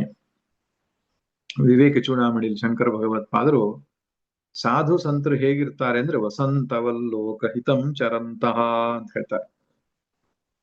ವಸಂತ ಋತುವಿನ ಹಾಗೆ ಲೋಕಹಿತಂ ಚರಂತಹ. ವಸಂತ ಎಲ್ಲೆಲ್ಲಿ ಹೋಗ್ತದೋ ವಸಂತ ಋತು ಅಲ್ಲೆಲ್ಲ ಹೂಗಿಡಗಳು ಎಲೆಯನ್ನು ಉದುರಿಸಿ ಹೊಸದಾಗಿ ಚಿಗುರನ್ನ ಬಿಟ್ಟು ಹೂವನ್ನ ಅರಳಿಸಿಕೊಂಡು ತುಂಬಾ ಸುಂದರವಾಗಿ ಕಾಣುತ್ತದೆ. ಪ್ರಕೃತಿ ನಳನಳಿಸ್ತಾ ಇರ್ತದೆ. ಹಾಗೆಯೇ ಸತ್ಪುರುಷರು ಸಾಧು ಸಂತರು ಎಲ್ಲೆಲ್ಲಿ ಹೋಗ್ತಾರೋ ಅಲ್ಲೆಲ್ಲ ಸಂತೋಷವನ್ನು ಉಂಟು ಮಾಡ್ತಾರೆ, ಅವರ ಜೀವನದಲ್ಲಿ ಶಾಂತಿ ಸಮೃದ್ಧಿಯನ್ನು ಕೊಡ್ತಾರೆ ಅನ್ನೋ ಕಾರಣಕ್ಕೆ ವಸಂತ ಲೋಕದ ಹೋಲಿಕೆಯನ್ನು ಕೊಡ್ತಾರೆ. ವಿವೇಕ್ ಚೂಡಾವಣೆಯಲ್ಲಿ ಬರುತ್ತೆ. ಆದರೆ ಋತುವಿನಲ್ಲಿ ನಾನು ಋತು ಅಂದ್ರೆ ಇನ್ನು ಸೀಸನ್, ಕಾಲದ ಒಂದು ಪ್ರಕಾರ. 2 ಮಾಸಗಳಿಗೆ ಒಂದು ಋತು ಹೇಳ್ತಾರೆ. ಚೈತ್ರ ವೈಶಾಖಕ್ಕೆ ವಸಂತ ಋತು. ಹಾಗೆ ವಸಂತ ಋತು, ಗ್ರೀಷ್ಮ ಋತು, ವರ್ಷ ಋತು, ಶರದ್ ಋತು, ಆಮೇಲೆ ಹೇಮಂತ ಋತು, ಶಿಶಿರ ಋತು ಅಂತ 12 ತಿಂಗಳಿಗೆ 6 ಋತುಗಳಾಗಿ ಪ್ರಕೃತಿಯಲ್ಲಿ ಆಗತಕ್ಕಂತಹ ಒಂದು ಬದಲಾವಣೆಯನ್ನು ಗಮನಿಸಿ ಹೆಸರನ್ನು ಕೊಟ್ಟಿದ್ದಾರೆ. ಚೈತ್ರ ಮತ್ತು ವೈಶಾಖ ಮಾಸದ ಸಂದರ್ಭದಲ್ಲಿ ವಸಂತ ಋತು ಅಂತ ಕರೆಯಲ್ಪಡುತ್ತೆ. ಆ ಸಂದರ್ಭದಲ್ಲಿ ಪ್ರಕೃತಿಯಲ್ಲಿ ವಿಶೇಷತೆಯನ್ನ ಕಾಣೋದ್ರಿಂದ ಭಗವಂತ ತಾನು ವಸಂತ ಋತು ಅಂತ ಕರೆದಿದ್ದಾನೆ. ಅದನ್ನು ಕುಸುಮಾಕರ ಎನ್ನುವ ಸುಂದರವಾದ ಶಬ್ದದಿಂದ ಕರೀತಾ ಇದ್ದಾನೆ. ಇನ್ನು ಮುಂದುವರೆದು ಶ್ಲೋಕವನ್ನು ನೋಡೋದಾದ್ರೆ, ದ್ಯೂತಂ ಚಲಯತಾಮಸ್ಮಿ ತೇಜಸ್ತೇಜಸ್ವಿನಾಮಹಂ ಜಯೋಸ್ಮಿ ವ್ಯವಸಾಯೋಸ್ಮಿ ಸತ್ವಂ ಸತ್ವವತಾಮಹಂ. ಛಲವನ್ನ ಮಾಡುವುದರಲ್ಲಿ ನಾನು ದ್ಯೂತವಾಗಿರುವೆನು ಅಂತ ಹೇಳ್ತಾನೆ. ದ್ಯೂತ ಅಂದ್ರೇನು? ಜೂಜು. ಹಾಗೆ ದ್ಯೂತಗಳಲ್ಲಿ ಬೇರೆ ಬೇರೆ ಪ್ರಕಾರಗಳುಂಟು. ಅದರಲ್ಲಿ ಅಂದ್ರೆ ಜೂಜು ನಾನು ಅಂತ ಹೇಳ್ತಾನೆ. ತೇಜಸ್ವಿನಾಂ, ತೇಜಸ್ವಿಗಳಲ್ಲಿರುವ ತೇಜಸ್ಸು ನಾನು. ಜಯೋಸ್ಮಿ ವ್ಯವಸಾಯೋಸ್ಮಿ. ಇಲ್ಲಿ ಜಯ ಮತ್ತು ವ್ಯವಸಾಯ ಅನ್ನೋದು 2 ವಿಭೂತಿಯಾಗೆ ತಗೊಳ್ಬೇಕು. ಜಯಶಾಲಿಗಳಾದವರಲ್ಲಿರುವ ಜಯ ನಾನು, ವ್ಯವಸಾಯಾತ್ಮಿಕರಾಗಿರುವವರಲ್ಲಿ ವ್ಯವಸಾಯ ನಾನು ಅಂತ. ವ್ಯವಸಾಯ ಅಂದ್ರೆ ನೋಡೋಣ, ನಮ್ಮ ಕೃಷಿ ಅಂತ ಅರ್ಥ ಅಲ್ಲ, ಅದು ಬೇರೆ ಅರ್ಥ ಇದೆ. ಸತ್ವಂ ಸತ್ವವತಾಮಹಂ, ಸತ್ವವಂತರಲ್ಲಿರುವ ಸತ್ವವು ನಾನು ಅಂತ ಹೇಳ್ತಾನೆ. ಒಟ್ಟಿನಲ್ಲಿ ಎಷ್ಟು ವಿಭೂತಿ ಹೇಳಿದಾಗಾಯ್ತು? 1, 2, 3, 4, 5 ವಿಭೂತಿಯನ್ನು ಹೇಳಿದಾಗ ಆಯ್ತು. 2ನೇ ಲೈನಲ್ಲಿ 3 ವಿಭೂತಿ ಹೇಳಿದ್ದಾನೆ. ಹಾಗೆ ಮೊದಲನೇದು ಛಲ. ಛಲ ಮಾಡುವವರಲ್ಲಿ ಛಲಯತಾಂ, ಛಲಸ್ಯ ಕರ್ತೃಣಾಂ. ಛಲ ಅಂದ್ರೇನು? ನಮ್ಮ ಕನ್ನಡ ಭಾಷೆಯಲ್ಲಿ ಅದಕ್ಕೆ ಹಠ ಅಂತ ಹೇಳ್ತೇವೆ ನಾವು. ಬಹಳ ಛಲಗಾರನಪ್ಪ ಅವನು, ಬಹಳ ಹಠ ಮಾಡ್ತಾನೆ. ಅದ್ರ ಛಲ ಅನ್ನೋ ಶಬ್ದಕ್ಕೆ ಮೋಸ ಅಂತ ಅರ್ಥ. ಸಂಸ್ಕೃತದಲ್ಲಿ ಛಲ ಅಂದ್ರೆ ಮೋಸ, ಕಪಟ, ವಕ್ರ ಮಾರ್ಗ, ಜಿಹ್ಮ, ಮಾಯ, ವಂಚನೆ, ಈ ರೀತಿಯಾದ ಅರ್ಥ ಇದೆ. ಅಂದ್ರೆ ನಮ್ಮ ಬುದ್ಧಿಯನ್ನು ತಿರುಗಿಸುವಂಥದ್ದು ಛಲ. ಅದು ಅನೇಕ ಸಂಗತಿಗಳು ನಮ್ಮ ಬುದ್ಧಿಯನ್ನ ತಿರುಗಿಸುತ್ತೆ. ಅಂದ್ರೆ ಬುದ್ಧಿಯನ್ನ ಹಾಳು ಮಾಡುತ್ತೆ, ಮನುಷ್ಯನ ಅಧಃಪತನಕ್ಕೆ ಕಾರಣ ಆಗುತ್ತೆ, ವಿವೇಕವನ್ನು ನಾಶ ಮಾಡುತ್ತೆ. ಇಲ್ಲಿ ಛಲ ಮಾಡುವುದು ಅಂದ್ರೆ ಅರ್ಥ ಹಾಗೆ ಅರ್ಥ ಮಾಡಬೇಕು. ಅಂದ್ರೆ ನಮ್ಮ ವಿವೇಕವನ್ನ ಭ್ರಷ್ಟಗೊಳಿಸಿ ನಮ್ಮ ಬದುಕನ್ನ ನಾಶ ಮಾಡುವ, ಅದೇ ಮೋಸ ಅಂತ ಅರ್ಥ. ಅಂತ ಮೋಸಗಳು ಅನೇಕ ಇವೆ. ಕಳ್ಳತನ, ಸುಳ್ಳು ಹೇಳುವಂಥದ್ದು, ವ್ಯಭಿಚಾರ, ಮಗದೊಂದು, ಹೀಗೆ ತುಂಬಾ ನಮ್ಮ ಬುದ್ಧಿಯನ್ನ ಭ್ರಷ್ಟ ಮಾಡುವಂಥ ಮಾದಕ ವಸ್ತುಗಳ ಸೇವನೆ, ಎಲ್ಲ ಸಂದರ್ಭಗಳಲ್ಲೂ ವಿವೇಕ ನಷ್ಟವಾಗುತ್ತೆ ಮನುಷ್ಯನ. ಆ ಮನಸ್ಸಿನ ಕಾಮನೆಗಳು ತೀವ್ರವಾಗಿ ಜಾಗೃತವಾಗಿ ಅವನ ಬುದ್ಧಿ ಎನ್ನುವಂತಹ ಸೂರ್ಯನನ್ನು ಕವಿದು ಬಿಡುತ್ತದೆ. ಮೋಡ ಸೂರ್ಯನನ್ನು ಕವಿದ ಬುದ್ಧಿ ಸರಿಯಾಗಿ ಕೆಲಸ ಮಾಡೋದೇ ಇಲ್ಲ. ಆ ಮೂಲಕವಾಗಿ ವ್ಯಕ್ತಿಯ ಪತನವಾಗ್ತದೆ. ಅದಕ್ಕೆ ಇಲ್ಲಿ ಛಲ ಅಂತ ಕರೀತಾರೆ. ಇಂತಹ ಛಲವನ್ನ ಮಾಡುವ, ನಮಗೆ ಮೋಸ ಮಾಡುವ, ನಮ್ಮ ಬದುಕನ್ನು ಹಾಳು ಮಾಡುವ ಸಂಗತಿಗಳಲ್ಲಿ ದ್ಯೂತಂ, ನಾನು ಜೂಜು ಅಂತಾನೆ. ಇಲ್ಲಿ ಒಂದು ಪ್ರಶ್ನೆ ಬರ್ತದೆ, ಏನು ಅಲ್ಲ, ವಿಭೂತಿ ಉಪಾಸನೆಗಾಗಿ ವಿಭೂತಿಯನ್ನ ಅವನು ಹೇಳಿಕ್ ಹೊರಟಿರುವುದು, ಹೀಗೆ ನನ್ನ ಉಪಾಸನೆ ಮಾಡುವಂತ. ಆದ್ರೆ ಇದ್ದಕ್ಕಿದ್ದ ಹಾಗೆ ಜೂಜಾಡೋದನ್ನ ಪ್ರಮೋಟ್ ಮಾಡ್ತಾ ಇದ್ದಾನಲ್ಲ ಭಗವಂತ ಅಂತ. ಹಾಗೆ ಯೋಚನೆ ಮಾಡೋದು ತಪ್ಪೇನಲ್ಲ, ಸರಿ. ಅಂದ್ರೆ ಒಂದು ಗಮನಿಸಬೇಕಾದ ಅಂಶ ಇಲ್ಲಿ, ಅವನು ಕೆಲವೊಂದಿಷ್ಟು ತಾಮಸಿಕವಾದ ಸಂಗತಿಗಳನ್ನು ಹೇಳ್ತಿದ್ದಾನೆ, ಕೆಲವೊಂದಿಷ್ಟು ರಾಜಸಿಕ, ಹೆಚ್ಚಿನದವು ಸತ್ವಗಳು, ಸತ್ವಪ್ರಧಾನವಾದವುಗಳೇ ಹೆಚ್ಚಿವೆ. ಈಗ ಉದಾಹರಣೆಗೆ, ನೀರಿನಲ್ಲಿರುವರು ಮಕರ ನಾನು,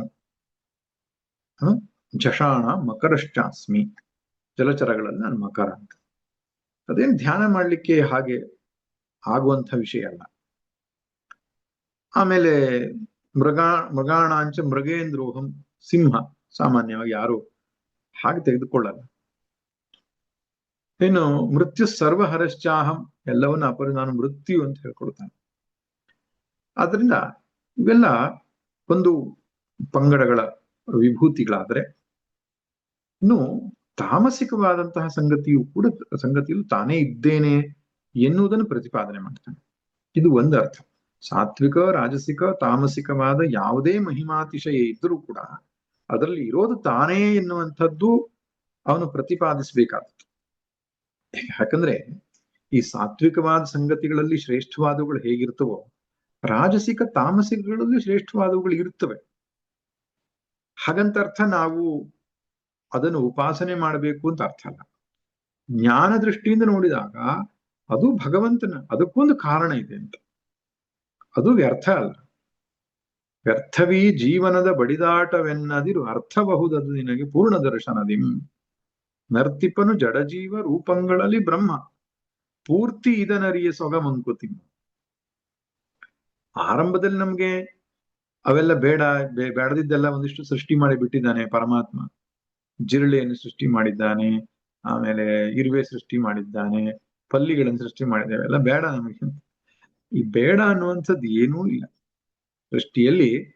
ಹೂವು ಬೇಕು, ಮುಳ್ಳು ಬೇಕು. ಹೂವಿಗೆ ಮುಳ್ಳೇ ರಕ್ಷಣೆ. ಆದ್ರಿಂದ ಒಂದು ಟೋಟಲ್ ವಿಷನ್ ಅಂತ ಹೇಳ್ತಾರೆ, ಪೂರ್ತಿ ಇದನರಿಯ ಸೊಗ. ಪೂರ್ಣ ದೃಷ್ಟಿ ಇಟ್ಕೊಂಡು ನೋಡಿದಾಗ ಪ್ರತಿಯೊಂದು ಕೂಡ ಭಗವಂತನ ಮಹಿಮಾತಿಶಯ ಅಂತ ಗೊತ್ತಾಗುತ್ತೆ. ಈ ಉದಾಹರಣೆಗೆ ದ್ಯೂತದ ವಿಷಯದಲ್ಲಿ, ಜೂಜಿನ ವಿಷಯದಲ್ಲಿ ಹೇಗೆ ಅರ್ಥ ಮಾಡ್ಕೊಳ್ಬೇಕು ಅಂದ್ರೆ, ಈಗ ಒಬ್ಬ ವ್ಯಕ್ತಿಯು, ಪಾಪಿಯಾದವನು ತನ್ನ ಅಧಃಪತನವನ್ನು ಕಾಣಬೇಕಾದ್ರೆ ಜೂಜನ್ ಹಿಡಿದ್ರೆ ಸಾಕು. ಪಾಪಿಯಾದವನ ಪಾಪದ ಫಲವನ್ನ, ದುಃಖವನ್ನ, ನರಕವನ್ನ ಅವನು ಭೂಲೋಕದಲ್ಲೇ ಅನುಭವಿಸಬೇಕಂದ್ರೆ ಜೂಜನ್ನು ಹಿಡಿದ್ರೆ ಆಯ್ತು ಅವನಷ್ಟೇ. ಅಂತಹ ಒಂದು ವ್ಯವಸ್ಥೆ ಇದೆ ಇಲ್ಲಿಯೂ ಕೂಡ. ಭೂಲೋಕದಲ್ಲಿ ನರಕ ಕಾಣಬೇಕು ಅಂದ್ರೆ ಒಂದು ವ್ಯವಸ್ಥೆ ಮಾಡಿ ಇಟ್ಟಿದ್ದಾನೆ ಭಗವಂತ. ಯಾವುದು? ಗ್ಯಾಂಬ್ಲಿಂಗ್ ಅಂತ ಹೇಳ್ತಾನೆ. ಅಲ್ರಿ ಬೇರೆ ಬೇರೆ ಸಂಗತಿಗಳೆಲ್ಲ ಇದೆಯಲ್ಲ, ಅದನ್ನ ಯಾಕೆ ಅಂತ ನೋಡಿ, ನೆನಪಿರ್ಲಿ. ಕಲಿ ಇದ್ದಾನಲ್ಲ, ಕಲಿ ಅನ್ನೋ ಶಬ್ದಕ್ಕೆ ಅರ್ಥ ಏನು? ಜಗಳ, ಘರ್ಷಣೆ, ದ್ವೇಷ ಈ ರೀತಿಯನ್ನ ಮಾಡಿಸುವವನು ಅಂತ ಕಲಿ. ಆ ಕಲಿ ಈ ದ್ವಾಪರಾಯುಗದಲ್ಲಿ ಪ್ರವೇಶ, ದ್ವಾಪರಾಯುಗದ ಅಂತ್ಯದಲ್ಲಿ ಕೃಷ್ಣ ತನ್ನ ಅವಸಾನವನ್ನ, ಕೃಷ್ಣ ಅಂದ್ರೆ ತನ್ನ ಅವತಾರ ಸಮಾಪ್ತಿಯನ್ನು ಮಾಡಿದ್ಮೇಲೆ ಕಲಿ ಪ್ರವೇಶ ಆಗ್ಲಿಕ್ಕೆ ಬಯಸ್ತಾನೆ. ಆದ್ರೆ ಅವನು ಅವನ ಹೆಸರೇನು, ಧರ್ಮರಾಜನ ಮೊಮ್ಮಗ ಇದ್ನಲ್ಲ, ಅವನ ಕಾರಣದಿಂದಾಗಿ ಕಲಿಗೆ ಪ್ರವೇಶ ಆಗ್ಲಿಕ್ಕೆ ಆಗಲಿಲ್ಲ. ಕೊನೆಗೆ ಭಾಗವತದಲ್ಲಿ ಬರುವಂತ ಕಥೆ, ಅರ್ಜುನನ ಮಗ ಪರೀಕ್ಷಿತನ ಕಾರಣದಿಂದಾಗಿ ಕಲಿಗೆ ಪ್ರವೇಶ, ಯಾಕಂದ್ರೆ ಅವನು ಧರ್ಮಾತ್ಮನಾಗಿದ್ದ ಅಂತ. ಅವನು ಹೀಗೆ ಬೇಟೆಯಾಡ್ಲಿಕ್ಕೆ ಹೋದಾಗ ಕಲಿಪುರುಷನ್ ಭೇಟಿ ಆಗ್ತಾನೆ. ಅವರಿಬ್ಬರ ಮಧ್ಯೆ ಮಾತುಕತೆ ಆಗತ್ತೆ. ಆಗ ಕಲಿಪುರುಷ ಹೇಳ್ತಾನೆ, ಇದು ನಾನಿರುವಲ್ಲಿವರೆಗೆ ನೀನು ಇಲ್ಲಿ ಕಾಲಿಡಬಾರದು ಅಂತ ಪರೀಕ್ಷಿತ ಹೇಳಿದಾಗ, ಇಲ್ಲ, ನಾನು ಲೋಕದ ನಿಯಮ ಅಂದ್ರೆ ಬ್ರಹ್ಮನ ನಿಯಮವನ್ನು ಅನುಸರಿಸಬೇಕು, ನನ್ನ ಯುಗ ಆರಂಭ ಆಗಿದೆ, ಕಲಿ ಪ್ರವೇಶ ಆಗ್ಬೇಕು, ಹಾಗಾದ್ರೆ ನೀನು ಎಲ್ಲಾ ಕಡೆಗೆ ಇರ್ಬೇಡ ಅಂತ ಹೇಳ್ತಾನೆ. ಹಾಗಾದ್ರೆ ಎಲ್ಲೆಲ್ಲಿರ್ಬೇಕು ಅಂತ ಒಂದಿಷ್ಟು ಜಾಗ ಕೊಡ್ತಾನೆ. ಮದ್ಯಪಾನ ಮಾಡುವಂತ ಸಂದರ್ಭದಲ್ಲಿ, ವ್ಯಭಿಚಾರಾದಿಗಳು ನಡೆಯೋ ಸಂದರ್ಭ, ಕಳ್ಳತನ ಮಾಡುವಂತಹದ್ದು, ಸುಳ್ಳು ಮೋಸ ಮುಂತಾದವುಗಳ ಜಾಗಗಳನ್ನ, ಅಷ್ಟೇ ಅಲ್ಲ ಈ ಜೂಜಾಡುವ ಜಾಗವನ್ನು ಕೂಡ ಹೇಳ್ತಾನೆ. ಜೂಜಾಡೋ ಜಾಗದಲ್ಲಿ ಕಲಿ ನೀನು ಇರುವತ್ತು. ಆದ್ರಿಂದ ಯಾರು ಅಲ್ಲಿಗೆ ಹೋಗ್ತಾರೋ ಅಲ್ಲಿ ಕಲಿ ಅವ್ರನ್ನ ಮುಗಿಸಿ ಬಿಡ್ತಾನೆ ಕೊನೆಗೆ ಅಂತ. ಮಹಾಭಾರತದಂತಹ ಮಹಾಭಾರತ, ಧರ್ಮರಾಜನಂತ ಧರ್ಮರಾಜ, ಧರ್ಮ ಪುರುಷ ಅವನು. ಅವನೇ ಈ ದಾಳದ ಆಟಕ್ಕೆ, ಪಗಡೆಯ ಆಟಕ್ಕೆ ಬಿದ್ದು ತನ್ನ ತಮ್ಮಂದಿರನ್ನೇ ಪಣಕ್ಕಿಡ್ತಾನೆ, ಕೊನೆಗೆ ಹೆಂಡತಿಯನ್ನು ಪಣಕ್ಕಿಡ್ತಾನೆ. ಅಂದ್ರೆ ಎಂತಹ ಸ್ಥಿತಿ ಅದು ಅಂತ. ನಳಮಹಾರಾಜ, ಧರ್ಮಾತ್ಮನಾದ ನಳಮಹಾರಾಜನು ಕೂಡ ಈ ಪಗಡೆ ಆಟದ ಸುಳಿಗೆ ಸಿಕ್ಕಿ ತನ್ನ ಎಲ್ಲ ಸರ್ವಸ್ವವನ್ನು ಕಳೆದುಕೊಳ್ತಾನೆ. ಇವತ್ತಂತೂ, ಇವತ್ತಿನ ಕಾಲಘಟ್ಟದಲ್ಲಿ ನಾವು ತುಂಬಾ ಭಯಾನಕವಾಗಿದೆ ಸ್ಥಿತಿ. ಆ ಜೂಜಿನ ಬೇರೆ ಬೇರೆ ಪ್ರಕಾರಗಳೇ ಹುಟ್ಟುಕೊಂಡು ಬಿಟ್ಟಿವೆ. ನಾವೆಲ್ಲ ನಿತ್ಯ ಪೇಪರ್ ಅನ್ನ ನೋಡುವಾಗೆಲ್ಲ ಗೊತ್ತಾಗ್ತದಲ್ಲ. ಆ ಕುದುರೆ ರೇಸ್ ಎನ್ನತಕ್ಕಂಥದ್ದು ಇರಬಹುದು, ಅಥವಾ ಬೇರೆ ಬೇರೆ ಇಸ್ಪೀಟ್ ಮುಂತಾದವುಗಳು ಇರಬಹುದು, ಕ್ರಿಕೆಟ್ ಮುಂತಾದ ಆಟದಲ್ಲಿ ಬೆಟ್ ಕಟ್ಟುವುದು ಅಂತ ಒಂದು ಇರಬಹುದು.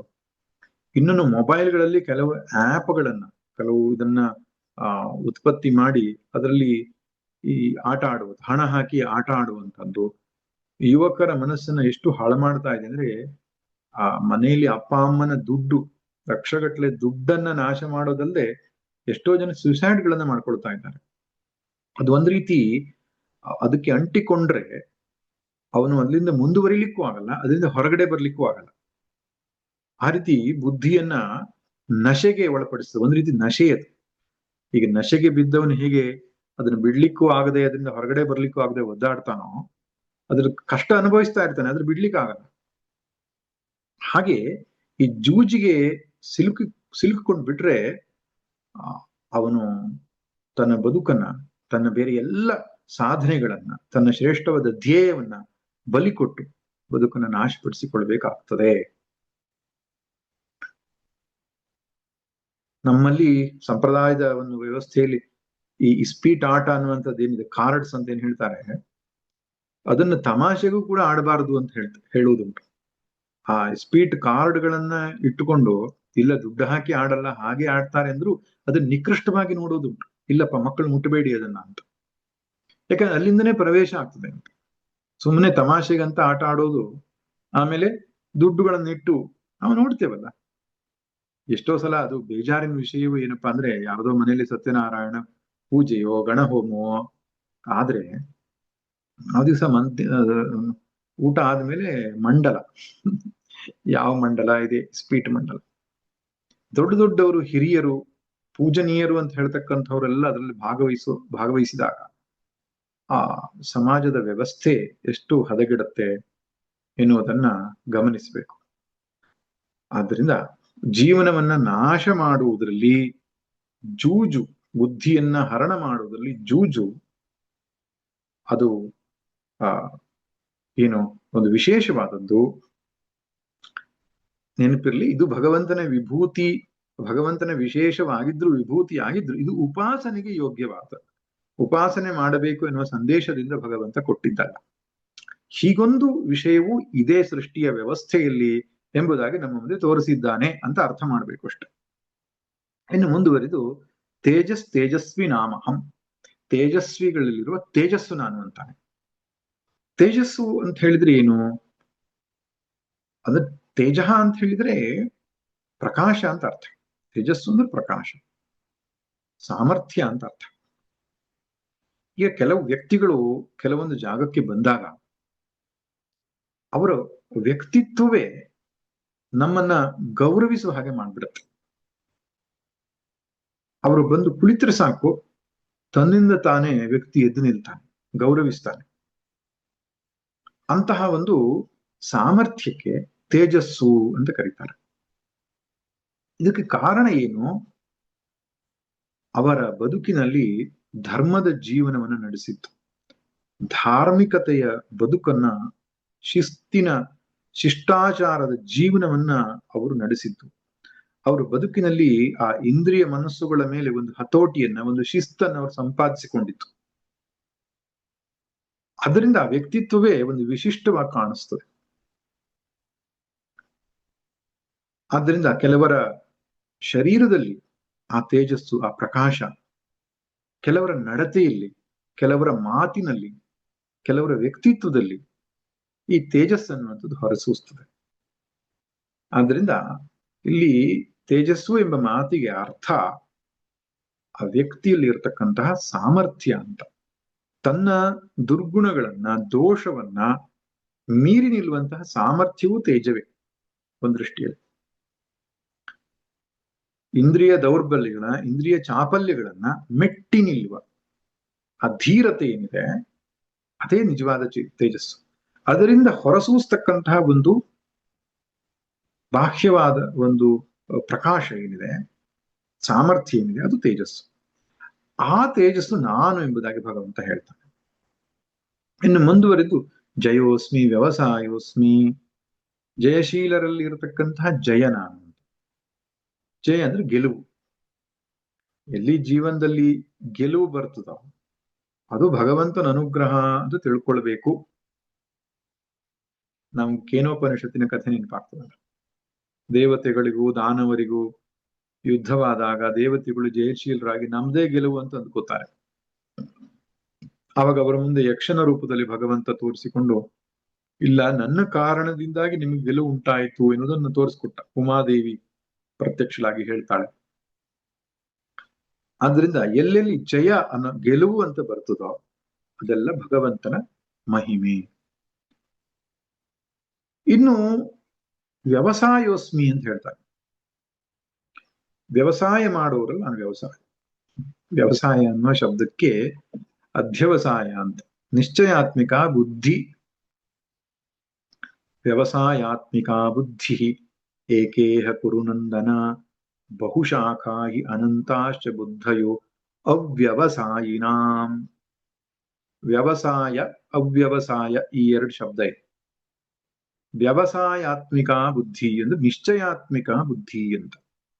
ಯಾರಿಗೆ ದೃಢ ನಿಶ್ಚಯ ಇರ್ತದಲ್ಲ ಜೀವನದಲ್ಲಿ, ಹೀಗೇನೇ ಮಾಡ್ತೀನಿ, ಇದೇ ಸರಿಯಾದದ್ದು, ಆ ದೃಢ ನಿಶ್ಚಯ ಅದು ನಾನೇ ಎಂಬುದಾಗಿ ಹೇಳ್ತಾನೆ ಭಗವಂತ. ಅದು ಒಂದರ್ಥ. ಇನ್ನೊಂದರ್ಥ ವ್ಯವಸಾಯ ಅಂದ್ರೆ ಪ್ರಯತ್ನಶೀಲತೆ. ಈ ಕೃಷಿಗೂ ಕೂಡ ಈ ವ್ಯವಸಾಯ ಅನ್ನೋ ಅರ್ಥ ಬಹುಶಃ ಹೀಗೆ ಬಂದಿರಬಹುದು.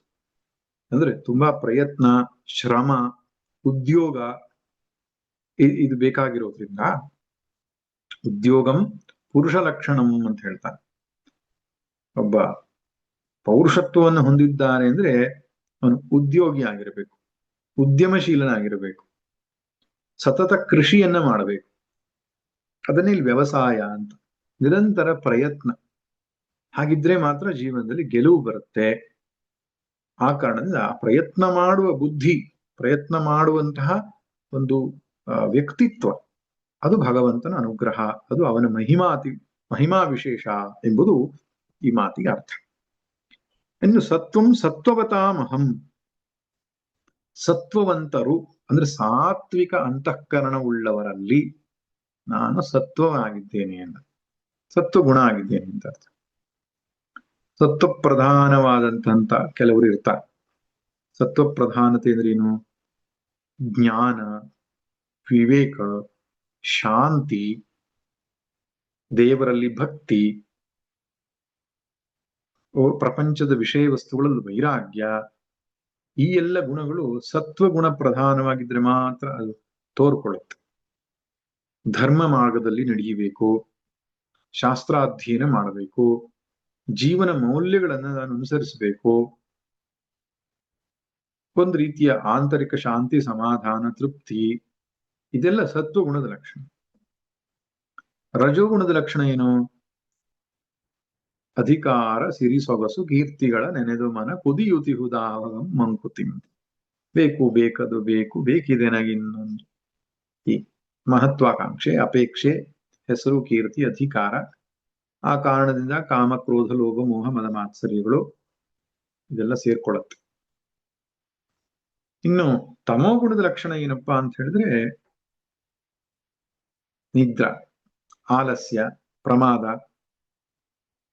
ಇಂದ್ರಿಯ ಭೋಗದ ಲಾಲಸೆ, ತಿನ್ನೋದು, ಮಲಗೋದು, ಅದೇ ಜೀವನದ ಧ್ಯೇಯ. ಆಲಸ್ಯ ಯಾರಿಗಿದೆಯೋ ಅವನು ತಮೋಗುಣ ಪ್ರಧಾನ. ಅವನಲ್ಲಿ ಮೌಲ್ಯಗಳ ಯಾವುದಿರ್ತದೆ, ಯಾವ ವಿಶೇಷ ಮೌಲ್ಯಗಳಿರಲ್ಲ. ಭೋಗ ಪ್ರಧಾನವಾದ ವ್ಯಕ್ತಿಗೆ ಮನಸ್ಸು ಒಂದು ರೀತಿ ಜಾಡ್ಯದಿಂದ ಕೂಡಿರ್ತದೆ, ವಿವೇಕ ಮುಚ್ಚಿರ್ತದೆ. ಅವಂತ ಒಂದ್ ರೀತಿ ಪ್ರಾಣಿ ಸದೃಶವಾದ ಜೀವನ ಅಂತ ಹೇಳ್ತಾರೆ. ಪ್ರಾಣಿಗೆ ಏನು ಬೇಕು? ಆಹಾರ ಬೇಕು ಅಂತ. ಅದು ಯಾವಾಗ ಹುಲ್ ತರ್ತಾನೆ, ಯಾವಾಗ ಆಹಾರ ತರ್ತಾನೆ ಅಂತ ಕಾಯ್ತದೆ ಹೊರತು, ನಾಯಿ ನಮ್ಮನ್ನ ಪ್ರೀತಿಸ್ತದೆ ಅಂತ ಅಂದ್ಕೊಂಡಿದ್ದಾನೆ. ನಾಯಿಗೆ ಬೇಕಾದ್ದು ಬಿಸ್ಕೆಟ್, ಬಿಸ್ಕೆಟ್ ಹಾಕಿದ್ರೆ ಪ್ರೀತಿ ಮಾಡ್ತದೆ. ಅದಕ್ಕೆ ಆಹಾರ ಬೇಕು, ಆಹಾರ ತಿಂತು ಮಲಗ್ತು. ಹೀಗೆ ಜೀವನ ಇದ್ರೆ ತಾಮಸಿಕ. ಅದರ ಸಾತ್ವಿಕನದ್ದು ಹಾಗಿರಲ್ಲ. ಅವನು ಬದುಕಿನ ಉನ್ನತವಾದ ಶ್ರೇಷ್ಠವಾದ ಗುರಿಯನ್ನು ಸಾಧಿಸುವುದಕ್ಕೆ ತನ್ನ ಮನಸ್ಸನ್ನು ಸಜ್ಜುಗೊಳಿಸ್ತಾನೆ. ಅಂತಹ ಮಾನಸಿಕತೆ, ಆ ಸ್ಥಿತಿಗೆ ಸತ್ವ ಅಂತ ಕರೆಯಲ್ಪಡುತ್ತೆ. ಅದು ತಾನೇ ಎಂಬುದಾಗಿ ಭಗವಂತ ಹೇಳ್ತಾ ಇದ್ದಾನೆ. ಇನ್ನು ಮುಂದಿನ ವಿಭೂತಿಯನ್ನು ನಾಳೆ ದಿನ ನೋಡೋಣ. ಸರ್ವೇ ಭವಂತು ಸುಖಿನಃ, ಸರ್ವೇ ಸಂತು ನಿರಾಮಯಾಃ, ಸರ್ವೇ ಭದ್ರಾಣಿ ಪಶ್ಯಂತು, ಮಾ ಕಶ್ಚಿತ್ ದುಃಖ ಭಾಗ್ ಭವೇತ್. ಓಂ ಶಾಂತಿ ಶಾಂತಿ ಶಾಂತಿ. ನಾರಾಯಣ ನಾರಾಯಣ ನಾರಾಯಣ.